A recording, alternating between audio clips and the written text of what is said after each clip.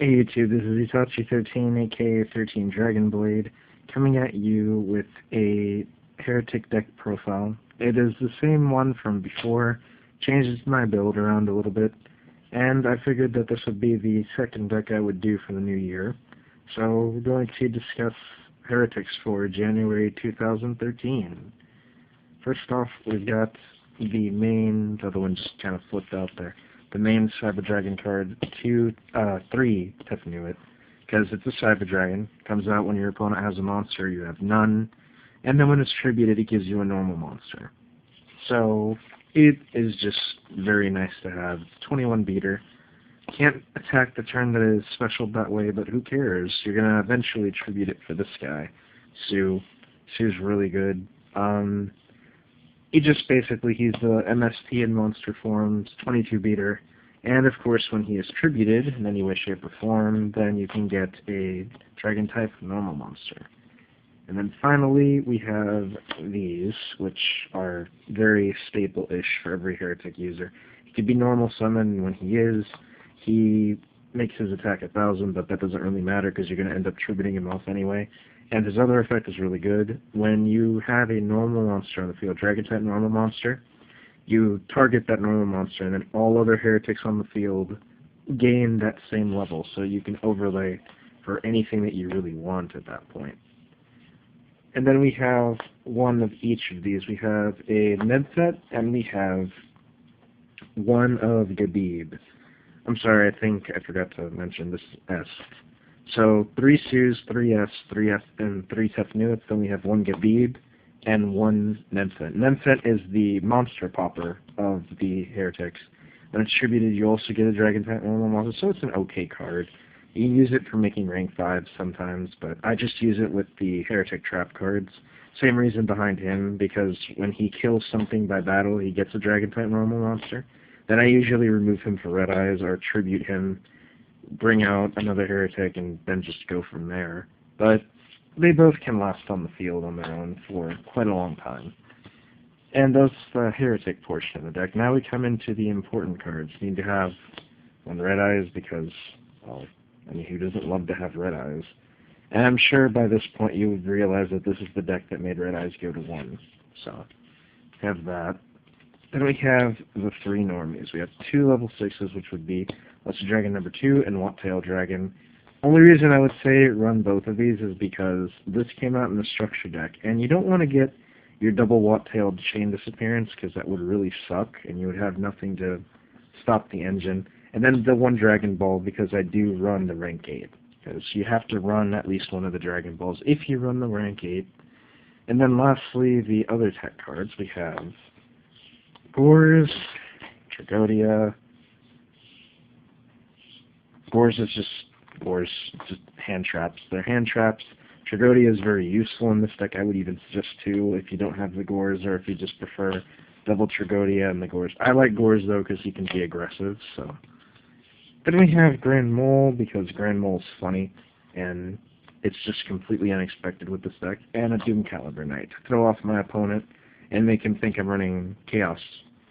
It's really annoying to get around, and your opponent has to think about his plays before he does them.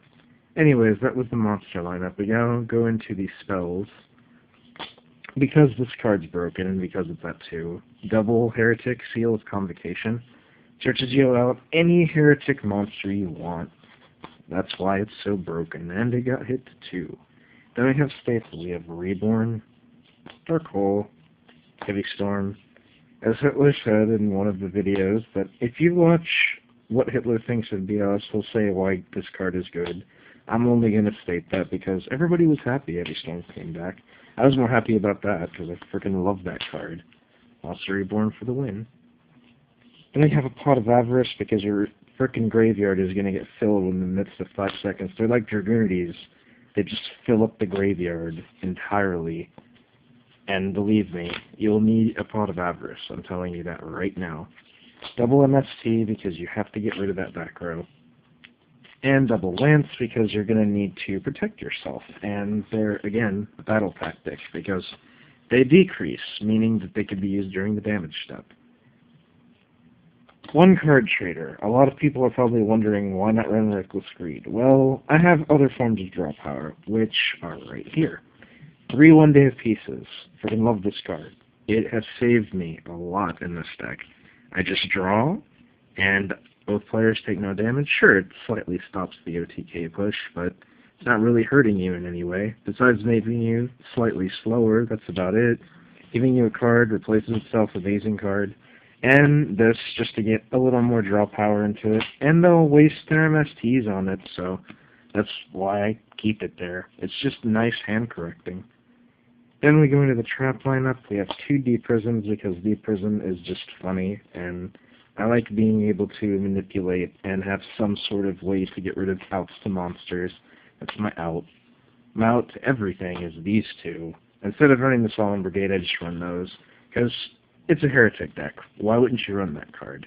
I used to have it out because I felt like it was inconsistent, but if you want to stop stuff, use this card. You're not minusing, you're still getting a monster out of it.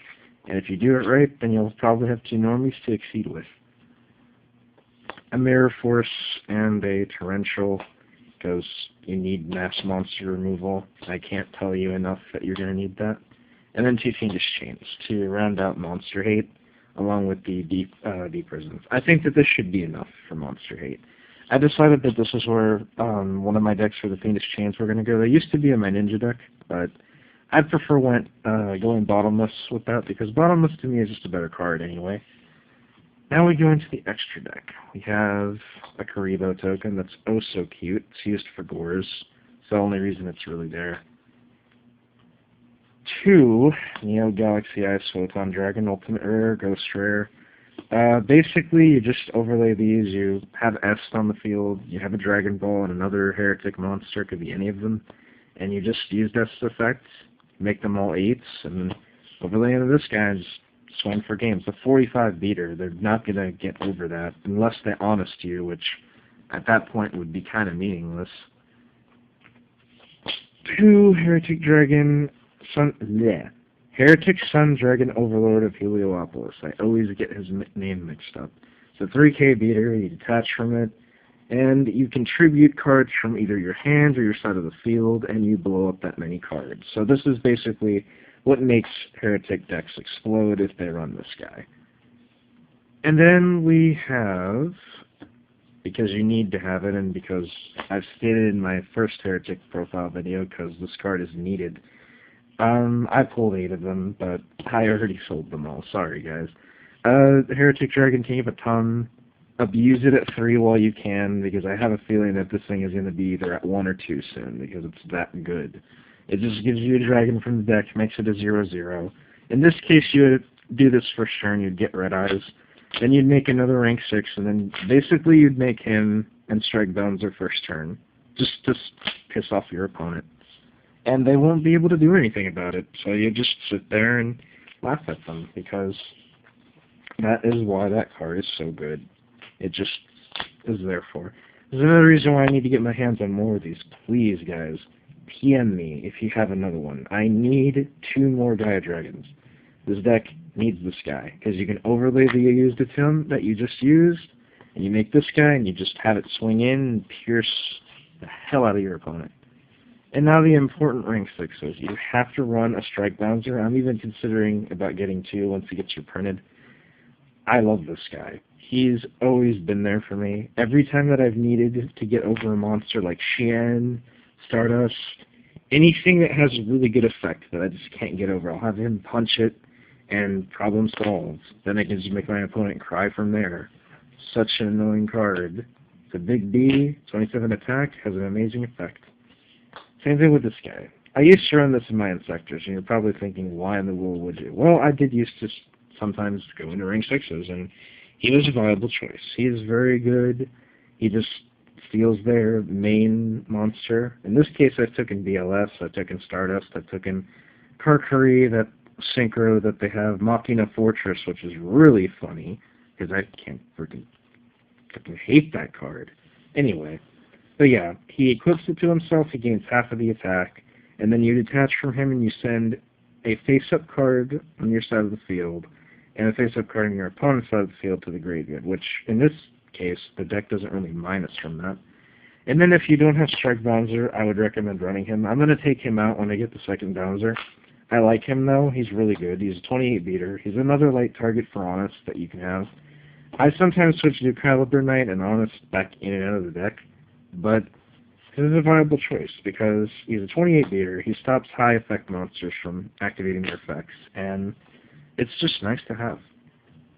Then the one random rank 5 is Wind Up Zenmoe, because Wind Up Zenmoe is pretty good. I mean, it's not a terrible card, but he might be the one that I take out for Strike Bouncer. I just wanted to have a 5, just in case if I have that random time where I need to make a 5. Same thing with Photon Puppet Imperative. Photon Puppet Imperative, there are times where I've been really bored and I'm like, I need a rank 4. So I just put this in here. It's just a filler. It's not really going to be in the deck forever. But I figured it would be a decent choice.